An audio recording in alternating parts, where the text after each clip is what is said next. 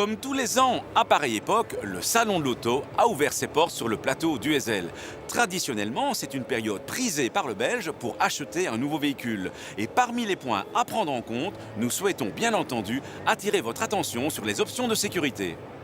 Il y a tout d'abord la sécurité passive, c'est celle qui tend à diminuer les risques après un accident. C'est notamment la ceinture de sécurité, les airbags, la structure de la voiture.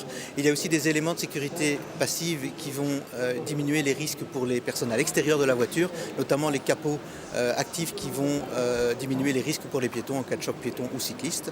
Alors là, en général, ces éléments-là sont très présents dans les voitures, mais il est encore possible d'avoir en option quelques airbags supplémentaires. Et une toute dernière nouveauté qui est arrivée tout récemment, ce sont les ceintures avec airbag pour les passagers arrière.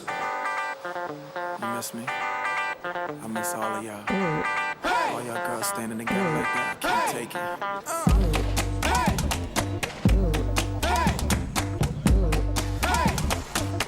La sécurité active, là, ce sont les éléments, les systèmes électroniques en général, qui essayent d'éviter l'accident ou du moins de limiter la vitesse avant le choc, avant l'accident.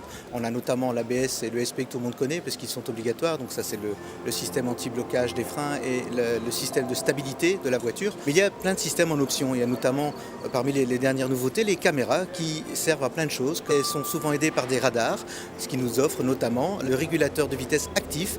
Donc non seulement on peut programmer sa vitesse, mais elle va aussi s'adapter en fonction de la circulation qu'on a devant soi. Il y a aussi maintenant les systèmes pour les phares. Donc le grand phare automatique, c'est quelque chose de relativement récent. Plus besoin de faire avec la main les changements entre les feux de croisement et les grands phares. La voiture le fait elle-même. C'est relativement efficace parce qu'on a très peu d'appels de phare en retour, donc la voiture gère très bien ça. Alors d'autres systèmes de sécurité active, c'est notamment tout ce qui concerne le maintien de voie. Donc pour que la voiture reste bien entre les lignes, ça fonctionne à partir de 70 km/h en général.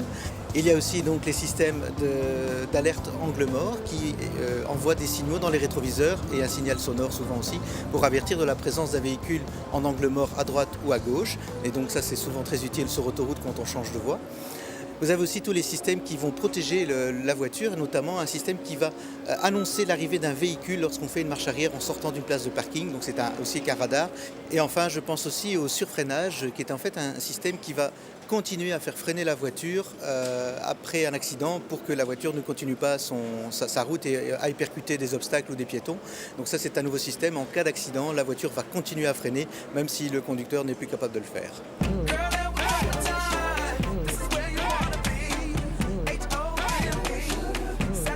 Cette électronique, c'est sans doute utile, mais il faut que le conducteur sache qu'il est le pilote.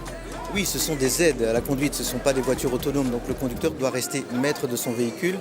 Il est aussi possible de les régler, donc il faut bien les connaître. Il faut demander d'abord au vendeur, quand on achète la voiture, s'il veut bien donner quelques explications, vérifier dans le mode d'emploi comment fonctionnent ces systèmes et les essayer. À chacun d'adapter ça à son style de conduite et à ses besoins. La chasse aux bonnes affaires automobiles est ouverte, mais que cela ne vous dispense pas de penser à la sécurité. Alors certes, les véhicules neufs sont à la base de mieux en mieux équipés à ce point de vue, mais il reste encore des options de sécurité intéressantes que vous pouvez ajouter à votre véhicule neuf. C'est le bon moment pour y penser.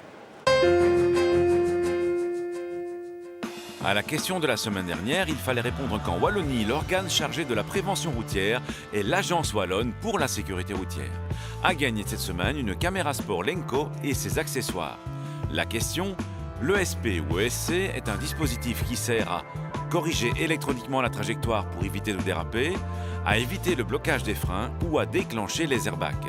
Soit vous téléphonez au 0905 56 493, soit vous envoyez un SMS au 6020 en tapant contact 1, 2 ou 3 et vos coordonnées complètes. À la semaine prochaine et d'ici là, bonne route!